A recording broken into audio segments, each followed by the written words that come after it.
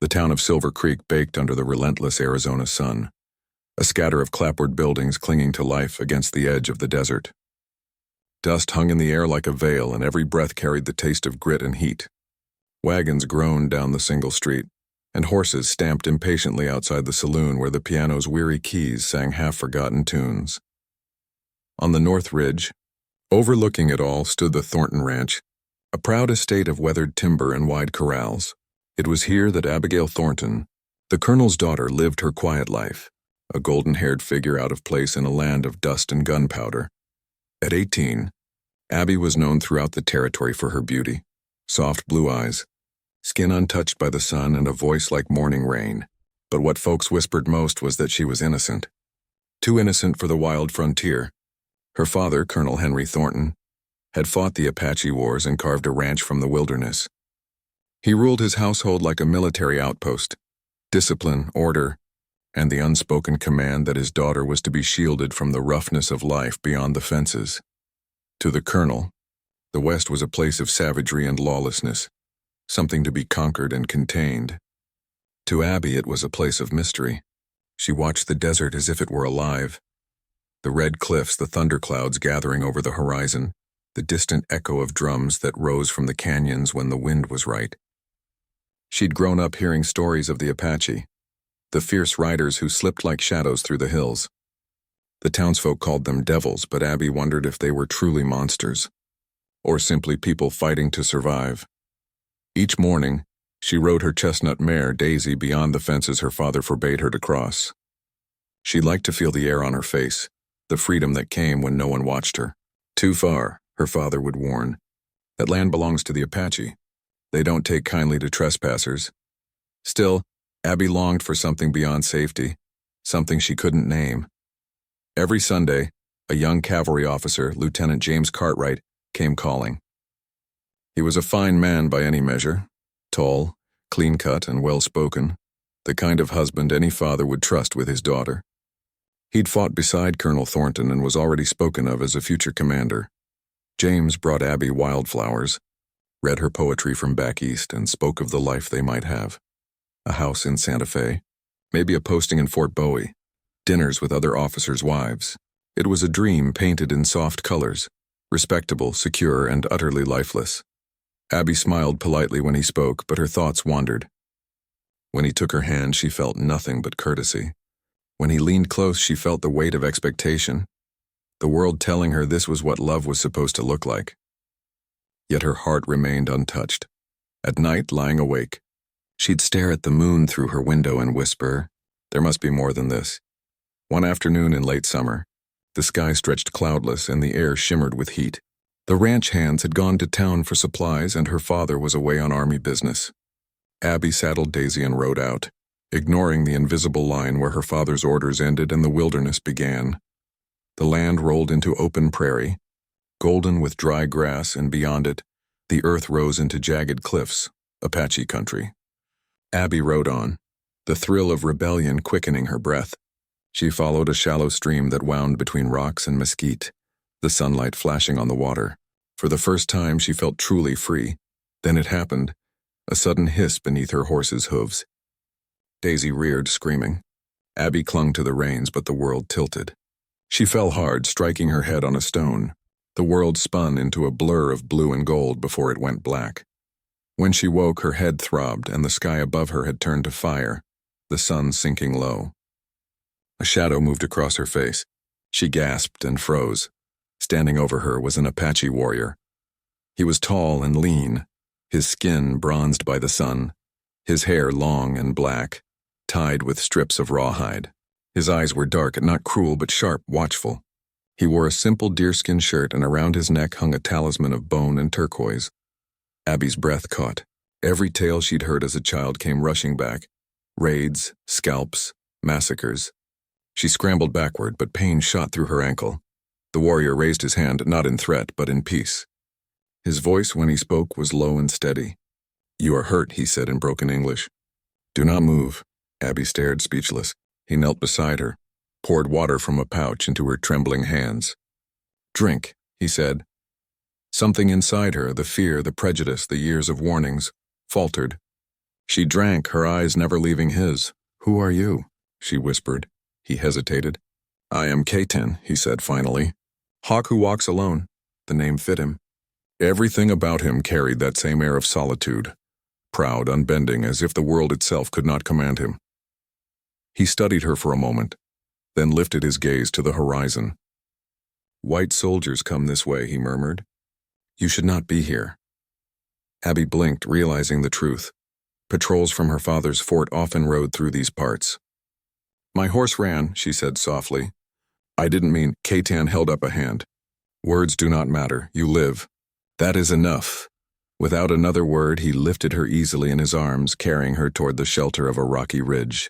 Abby, too dazed to protest, felt the steady rhythm of his heartbeat beneath her cheek. For the first time in her life, she wasn't afraid of the unknown. She was drawn to it. They reached a small hollow where a fire burned low. Other figures watched from the shadows. Apache riders, their faces painted, their expressions unreadable. Abby's heart thudded, but Katan spoke to them in his tongue, firm and calm. The others stepped back, obeying. He set her down gently, bound her twisted ankle with cloth torn from his own shirt, and handed her a piece of dried meat. She took it hesitantly. For a long while they sat in silence, the kind of silence that holds more than words. Abby studied his face in the firelight, strong, marked by both pride and sadness. When their eyes met, something unspoken passed between them. She realized with a strange certainty that this man was not her enemy. He was something else, something she had never known before. When dawn came, he spoke again. "I take you to my people," he said. "They will decide." Her heart pounded. "Will they hurt me?" Katan looked at her, his expression unreadable. "No," he said quietly. "Not while I breathe." And so, beneath the rising sun, the colonel's daughter rode into the desert in the care of the man she had been raised to fear, not knowing that the journey ahead would lead her not into captivity, but into the heart of a love that would change them both forever. Under the burning sky of the Arizona Territory, the desert stretched endlessly, cruel and magnificent. Abby rode in silence among the Apache riders, her hands bound loosely before her. The horses moved with a grace born of the wild, their hooves leaving barely a whisper on the sand. She dared not speak, dared not ask what fate awaited her. Every so often she caught Katan's dark eyes glancing back at her, not with cruelty, but with a quiet watchfulness that unsettled her more than hatred ever could. They traveled for hours until the sun bled into the horizon. Finally, they reached a hidden canyon, a narrow passage opening into a valley rimmed with red cliffs. Smoke curled from low fires. Children ran to meet the riders. Women paused in their work, and old men watched with sharp measuring eyes. It was a village alive with a rhythm that felt older than the wind. When Katan lifted Abby from his horse, the murmurs began. The people looked upon her, pale skin, golden hair, as though she were a ghost from another world. An elderly chieftain approached, his face carved by time and sorrow. Katan bowed his head. The old man's gaze was heavy, his words a series of firm, clipped tones. Katan answered in the same tongue, his voice carrying conviction. Abby understood nothing, yet she sensed the argument beneath their words. Mercy against suspicion, trust against fear. At last the chieftain turned and spoke in halting English. "You are safe. You stay until healed. Then you go."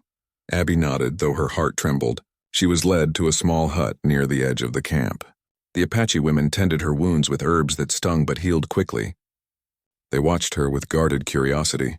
No hatred, just wary fascination.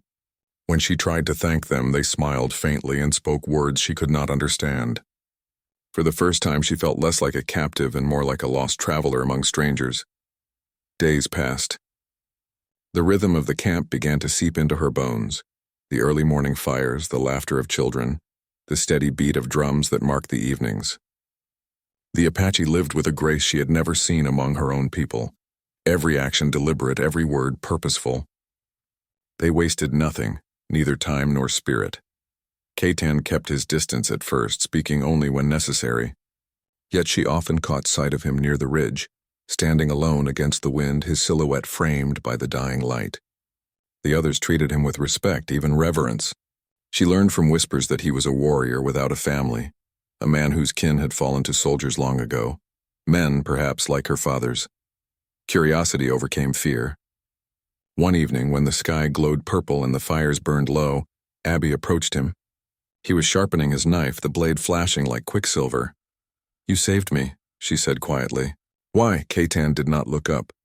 "Because killing you would bring nothing back," he answered. "And because you did not look at me with hate." She hesitated. "Should I have?" He finally met her gaze. "Most of your kind do." There was no bitterness in his tone, only a calm truth that made her chest ache. "Not all of us," she said softly. "Not me." From that night on, their words grew slowly, like the fragile bloom of cactus after rain. She learned bits of his language. He taught her to understand the calls of hawks, the signs in the wind, the meaning of silence. He spoke of the land, how the mountains had souls, how the stars were the campfires of ancestors watching over the living. His world was woven from stories, and Abby listened as though hearing the voice of the earth itself. In return, she told him of her own life, the ranch, the piano she played for her father, the white fences that kept her safe and caged. Katan listened, though his eyes held quiet amusement. "Fences," he said once, shaking his head. "You call them safety. I call them walls." As days turned into weeks, something between them began to shift. When he smiled, which was rare, the hard lines of his face softened. When she laughed, truly laughed, the sound startled even her. The distance between them, once measured in fear, now pulsed with something neither dared to name. One afternoon, while gathering water by the stream, Abby slipped on the rocks and nearly fell. Katan caught her, his arm around her waist. For a heartbeat, they stood close, the world narrowing to the warmth of his touch and the thrum of her pulse. She pulled away quickly, blushing. Yet the memory of that moment burned long after the sun had set. The Apache women noticed. They teased her gently in words she couldn't fully understand, but their knowing smiles made her heart race. And yet in the back of her mind, a shadow grew, the memory of her father, of Lieutenant Cartwright, of the life she was meant to return to. The fragile peace shattered one morning when a scout rode into camp, breathless, bringing grim news. Cavalry patrols had been spotted near the ridge. The soldiers were hunting for the colonel's missing daughter. Panic rippled through the camp. Abby saw it in their faces. Fear not for her safety, but for their own. Her presence had brought danger. That night, the chieftain spoke again with Katan beside the fire. The talk was long and heated. Abby stood on the edge of the circle, unable to understand the words, but feeling every emotion. Finally, Katan approached her. "You must go," he said. "The soldiers will come soon. If they find you here, my people will die." Abby shook her head, tears stinging her eyes. "No, I can't, not like this. They'll kill you. They'll kill all of you." Katan's jaw tightened. "I will take you to them myself if I must. It is the only way. Why do you care what happens to me?" she asked, voice trembling. He stepped closer, his expression fierce and sorrowful. "Because when I look at you, I remember that not all hearts are meant for war." His words broke something inside her. She wanted to tell him that she understood, that she would rather stay in this world of firelight and stars than return to one of walls and duty. But before she could speak, he turned away and disappeared into the shadows. That night, Abby lay awake, listening to the wind move through the canyon. She could hear the faint sound of drums, slow, mournful, ancient. Somewhere beyond the camp, Katan stood alone, his face lifted to the heavens, the moon casting silver across his scars. Neither of them slept. They both knew that dawn would bring an end to whatever fragile dream they had shared. And yet, as the first light crept over the horizon, when Katan came to wake her for the journey back, their eyes met and lingered.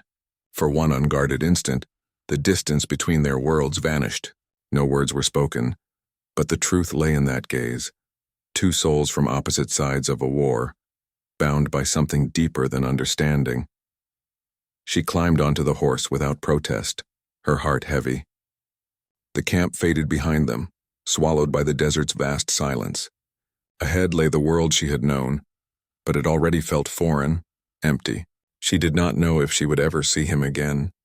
Yet the echo of his voice and the warmth of his touch followed her like a shadow. In the heart of the desert, where love and danger met beneath the same sun, Abby Thornton's innocence had ended, and something far more powerful had begun. The autumn wind came early that year, carrying the scent of dust and gun smoke across the Arizona plains. For weeks, soldiers rode the trails around Silver Creek, searching for signs of the missing colonel's daughter. They found hoof prints, torn fabric, even an abandoned campsite, but no proof of her fate. Some said she had been taken deep into the Sierra Madre by the Apache. Others swore she'd been killed and buried in a nameless canyon. The truth, like the desert, kept its secrets well. When Abby returned, escorted by Katan to the outskirts of her father's land, she was no longer the girl who had vanished. Her skin had been browned by the sun, her eyes sharpened by things she could never speak of. The moment she stepped back onto Thornton soil, she felt the weight of two worlds pressing down on her, one bound by fences, the other by freedom. Katan stopped at the edge of a mesquite grove where the land began to slope toward the ranch. The early light cast long shadows over them. He dismounted silently and offered his hand to help her down. "You go from here," he said quietly. "Your people wait." She wanted to speak, to tell him she couldn't go back, that she belonged nowhere now. But her voice faltered. She could see soldiers in the distance, their blue coats bright against the sand. "They'll shoot you if they see you," she whispered. A faint smile touched his lips. "Then I will vanish like smoke." Abby hesitated. "Will I see you again?" Katan's gaze lingered on her face, the girl who had crossed into his world and changed it. "Perhaps," he said. "When the hawk circles above the canyon, look to the sky. That is where I will be." Then he turned, mounted his horse, and rode away into the sunrise without a backward glance. Abby stood there until he disappeared beyond the rocks, her heart heavy with something she had no name for. Love, sorrow, longing, all tangled into one. When she reached the ranch, the guards cried out in disbelief. Moments later, her father rode up, dismounting before she could speak. He seized her in his arms, his voice breaking with relief. "Abby!" "My God, they said you were dead." She tried to answer, but the words caught in her throat. Behind him, soldiers watched curiously, their faces a mix of pity and suspicion. She was brought inside, fed, and questioned for hours. Where she had been, who had taken her, how she had escaped. Abby told only fragments, that she had fallen, been found by a band of Apache and released unharmed. But her father's eyes narrowed. "They didn't harm you?" "No," she said firmly. The colonel's jaw tightened. "Then they used you for something worse, a message." She rose, her voice trembling but defiant. "They used me for nothing. They saved me." That was the first time she saw anger flash in his eyes, not at her, but at what she represented. To him, mercy from an Apache was impossible. To her, it had been salvation. Days turned into weeks. The townsfolk came to see her, offering condolences and curiosity thinly veiled as kindness. Women whispered behind their fans about how she had lived among the savages. Men spoke of vengeance, urging the colonel to lead another campaign into the mountains. The world she had returned to was smaller now, filled with voices that could not understand what she had seen. Lieutenant Cartwright came to visit, his face drawn with worry. "You don't know what it did to us, Abby," he said softly. "We thought you were gone for good." She forced a smile. "I'm home, James. You needn't worry anymore." But he studied her face carefully, as if searching for the girl he'd once known. "You've changed," he said at last. "Maybe I've just learned how big the world really is." He hesitated. "You mean those people, the ones who took you, taught you that?" "They're not what you think." He laughed bitterly. "They're the reason we can't sleep without rifles by the door." Her patience broke. "And we're the reason they can't sleep at all." Cartwright fell silent, stunned by her words. He had fought battles against the Apache, seen the aftermath of raids, the burned-out wagons. To him, they were the enemy. To hear Abby defend them was like hearing the wind speak in a foreign tongue.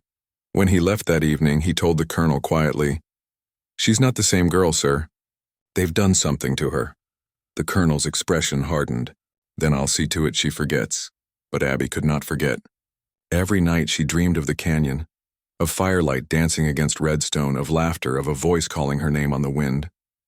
She would wake before dawn, her heart aching for something she could never have again.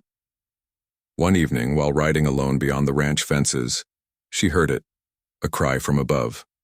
A hawk circled high, its wings gleaming gold against the sun. Her heart leapt. She followed the sound to the edge of a ravine where the land fell away into open desert. And there, standing beside his horse, was Katan. For a long moment neither spoke. Then she dismounted and went to him, tears welling in her eyes. "You came back," she whispered. "I said I would." he replied simply. She reached out, her fingers trembling. If they find you here, they will not, he said.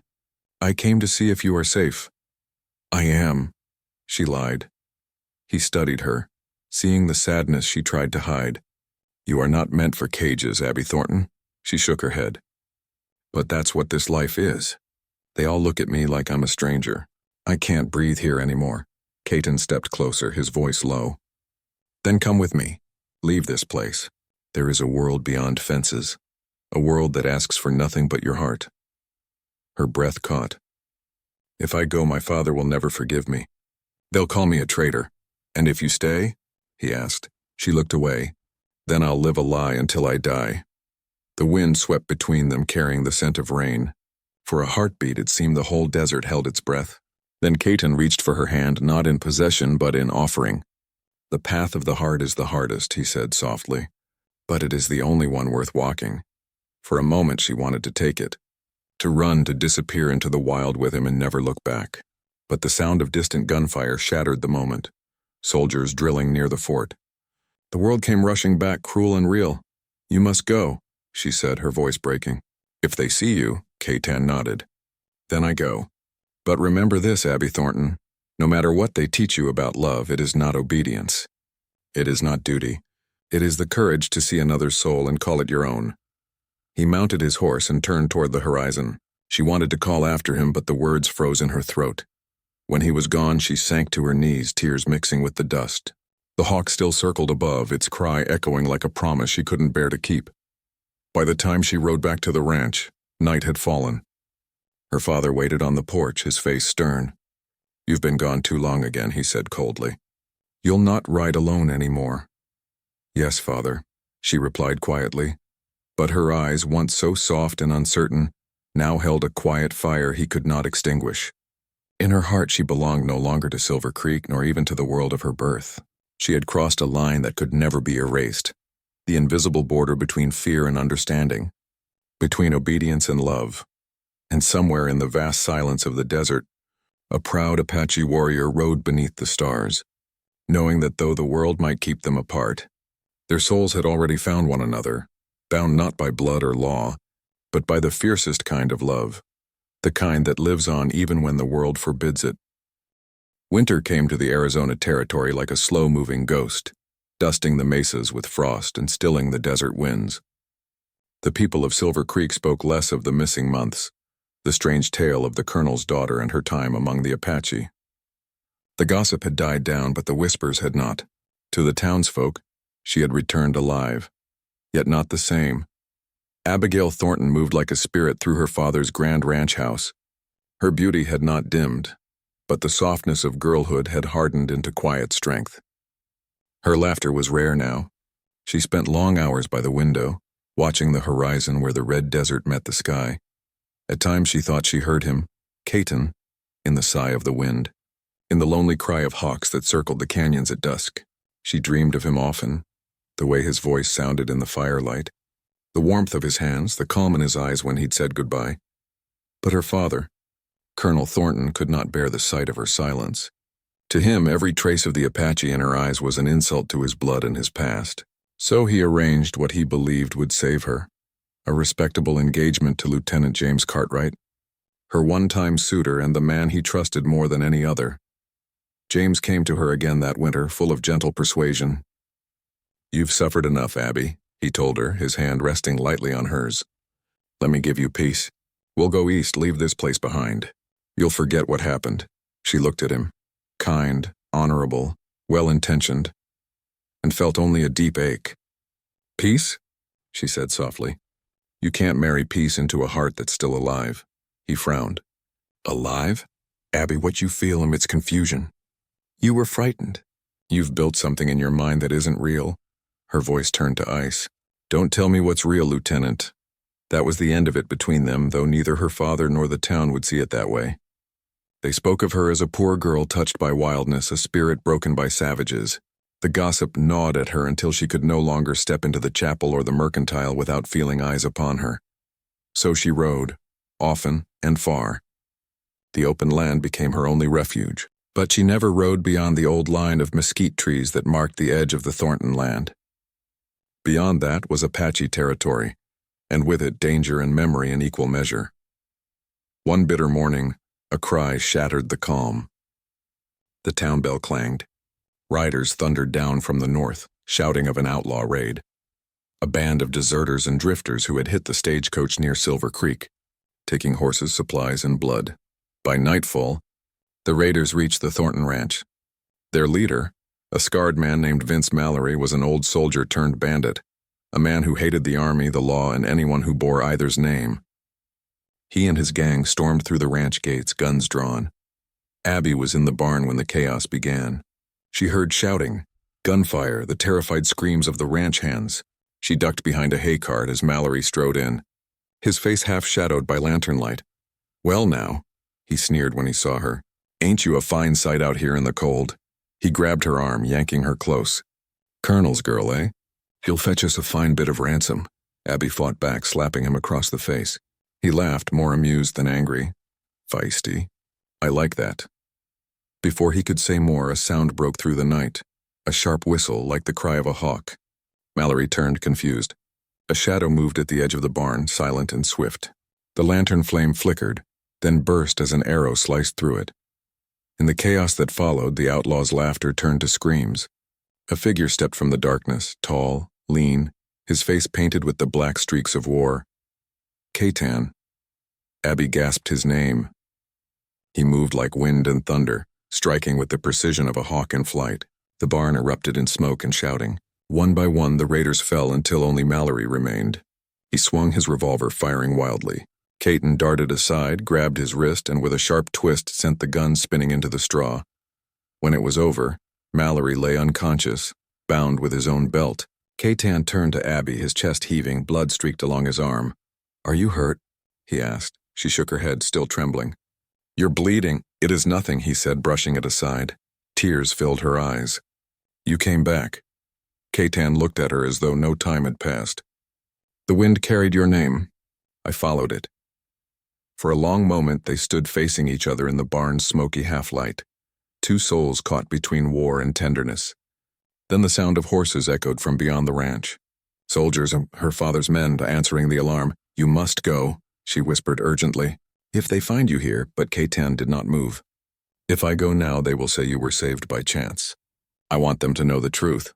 Before she could stop him, he stepped into the open yard. The soldiers, led by Colonel Thornton himself, reined their horses in, rifles drawn. "Abby," the colonel shouted, riding forward. His eyes went wide when he saw the man beside her. "Apache." "No, father," Abby cried, rushing between them. "He saved me. He saved us all." The colonel froze. His gaze moved from his daughter to the warrior beside her, and in that instant the world seemed to stop. The air was thick with the tension of years. War, hate, pride. Katan spoke, his English steady. "Your daughter is safe because I was here." One of the soldiers raised his rifle. The colonel barked, "Hold your fire!" His voice cracked like thunder. The silence that followed was unbearable.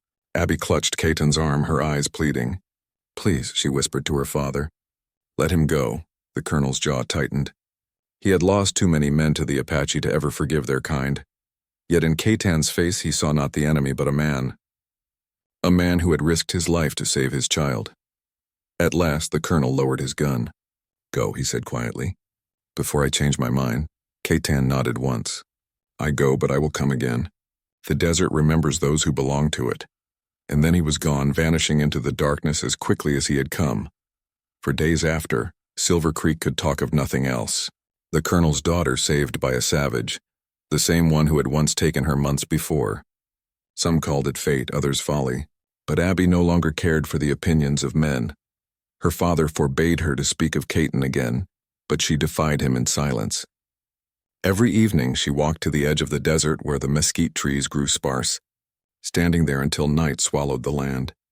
Sometimes she thought she saw him, a shadow on a ridge, a figure against the stars. Once she found a single hawk feather tied to her gatepost. She held it to her heart and smiled through tears. They both knew the world would never bless what they felt. Yet love on the frontier had never cared for the laws of men. It belonged to the wind, the dust, and the stars. And in the heart of the Arizona desert, where blood and memory met beneath the open sky, Katan, the hawk who walks alone, had returned not as a ghost but as a promise. Spring crept slowly over the desert that year. The rains came late, and the earth, long starved, drank greedily of every drop. Green shoots broke through red dust, and wildflowers covered the canyons like spilled paint. Yet even as life returned to the land, Abigail Thornton felt no peace within her heart. Months had passed since the night Katan had saved her from the outlaw raid. The ranch still bore the scars, bullet holes in the barn beams, scorch marks on the gate. But the people of Silver Creek had already turned the tale into legend. Some said the Apache warrior had been a ghost. Others claimed he'd been one of her father's hired scouts. Only Abby knew the truth. She carried that truth quietly close to her heart like a secret flame that refused to die. She had seen the line between enemy and savior blur, had felt the kind of love that made the world both larger and more dangerous. She could not unsee it. Her father never spoke Katan's name again. But his silence was a wall she could not climb. He rode often with the soldiers now, leading new patrols deeper into Apache lands as if by chasing the enemy, he could erase what had happened. Abby knew it wasn't hatred that drove him. It was pride and a wounded heart. Lieutenant Cartwright still came around, though his visits had turned stiff and awkward. He spoke to her father more than to her now. Once, when she passed him in town, he removed his hat and said, "You deserve a safer life than this, Abby." She had looked at him calmly. Safety's a poor trade for love. He'd had no answer to that. The days grew long and hot again. Each evening, when the sky turned gold, Abby would ride to the ridge where desert met horizon, the place where Katan had once promised to return. She would sit there watching the hawks circle high above, their cries lost in the wind. Then one evening, as the sun bled into the mountains, she saw him. He came from the west, riding alone, just as before, and a dark figure against the dying light. Her heart stopped, then raced as he dismounted and approached. The years had touched him lightly, his face older, his eyes wiser, but his bearing unchanged and proud, steady. "Unbroken, Katan," she whispered, barely breathing the name. "I told you," he said softly. "The desert remembers." They stood close, the silence between them heavy with all the words they'd never spoken. At last she said, "If my father knew you were here." "He already knows," Katan interrupted gently. "His soldiers ride again. They move through the southern pass. There will be blood before the moon rises." Fear washed over her. "You came to warn me?" "I came to see you," he said. "And to end this war." She shook her head. "You can't end what men have built out of hate." Katan looked toward the distant ridge. "Then let them build their hate. I will not carry it," his gaze softened. "But I will carry you if you choose to come." Her breath caught. "You want me to leave everything?" "Everything that is not yours," he answered. "The land does not care for names or fences. It only knows what belongs to it. You belong to the wind now, not the walls." For a long moment she could not speak. All her life she had lived between duty and desire, between the safety her father promised and the freedom her heart demanded. And now, standing before the man who had shown her both mercy and fire, she knew that every path worth taking required sacrifice. She nodded once. "Then I'll come." They rode through the night across the open plains and into the high desert. The stars spread vast and cold above them, and the moonlight silvered the cliffs. Abby felt as though she were shedding her old self with every mile. The girl who had once trembled before danger was gone. What remained was a woman who had seen the cost of love and accepted it. Katan led her to a narrow valley tucked between ridges, a place hidden from both soldier and scout. A stream wound through it lined with cottonwoods. A small shelter stood there made of stone and hide. "This was my father's place," Katan said. "He built it before the wars came. It was where we went to find peace." Abby stepped inside, touching the rough walls, breathing the scent of smoke and cedar. "It's beautiful," she whispered. For days they lived as though the world beyond the canyon did not exist. Katan hunted.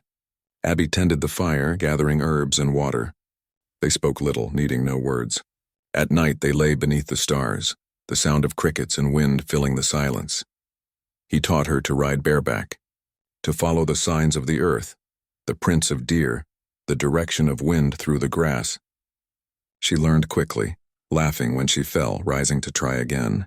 In turn, she taught him small things from her old life, songs from the parlor piano, words from books she had loved. He listened, repeating the sounds with care, his accent softening under her laughter. For the first time, both of them felt whole, but peace on the frontier never lasted. One evening, as they watched the sunset from the ridge, Caton stiffened. Smoke rose in the distance, black and heavy. "Soldiers," he said quietly. "They've found the pass." Abby's heart turned cold. "We have to leave." He shook his head. "No, if we run, they'll hunt us forever. I'll speak with them." "You can't. They'll kill you on sight." Caton's eyes met hers. "Then I will die standing." Before she could stop him, he kissed her. A fierce, wordless promise. "You gave me back my spirit," he whispered. "Now I will give you peace." He mounted his horse and rode toward the smoke. Abby followed despite his protests, her fear drowned by love. When the soldiers appeared, 20 men led by Colonel Thornton himself, the sun had dipped below the cliffs. Caton rode out to meet them, his hands raised in peace. "Hold fire," the colonel commanded, though his men's rifles were already aimed. "What are you doing here, savage?" Caton spoke calmly. "I come not for war, but for her." He gestured toward Abby, who rode up beside him. Gasps rippled through the ranks. "Abby," her father said, his face pale with fury and disbelief. "What in God's name?" "I'm here by my own choice," she said firmly. "He's not your enemy. Not anymore." The colonel's hand trembled around his reins. "You don't know what you're saying." "He's turned your mind." Caton's gaze did not waver. "No man turns the heart. It finds its path like water through stone." Cartwright, now a captain, spurred his horse forward. "Sir, he's lying." "It's a trap!" Before the colonel could answer, one nervous soldier fired. The shot cracked through the air like lightning. Caton staggered, clutching his side. "Caton!" Abby screamed, leaping from her horse. She caught him before he fell, blood staining her hands. The colonel shouted for a ceasefire, his voice breaking. But it was too late. The damage was done. Caton's eyes fluttered open. He smiled faintly, his voice barely a whisper. "Do not weep, little dove. Love does not end here. Don't you dare leave me," she cried. "You taught me how to live, and now you stay and live with me." He touched her cheek with trembling fingers. "I am in the wind now. You will feel me in every dawn." Then his hand fell still. Abby pressed her forehead to his chest, sobbing. The desert around them was silent, the soldiers frozen in shame. The colonel dismounted, his face hollow. "I never meant," he murmured, but his words died in the dry wind. Abby looked up at him, her eyes blazing. "You taught me to hate what you never understood. He taught me to love what I was born to fear. Tell me, father, which of you was truly civilized?" She buried Caton herself beneath a lone mesquite tree overlooking the valley. The soldiers watched from a distance as she laid a hawk feather on his grave. Then she turned her horse toward the open desert and rode away without another word. Years later, travelers passing through Silver Creek would sometimes speak of a woman who rode alone through the high canyons, her hair streaked with gold and dust. She left flowers by a hidden grave each spring, and some said she spoke softly to the wind, as though answering a voice only she could hear. They said she never married, never settled, and that when the hawks circled low above the mesas, you could see her lift her face to the sky and smile. And so the legend endured, of Abigail Thornton, the colonel's daughter who was once too young to love, and of Caton, the hawk who walks alone, who taught her that true love was not bound by blood or nation or name, only by the courage to see another's soul and call it home.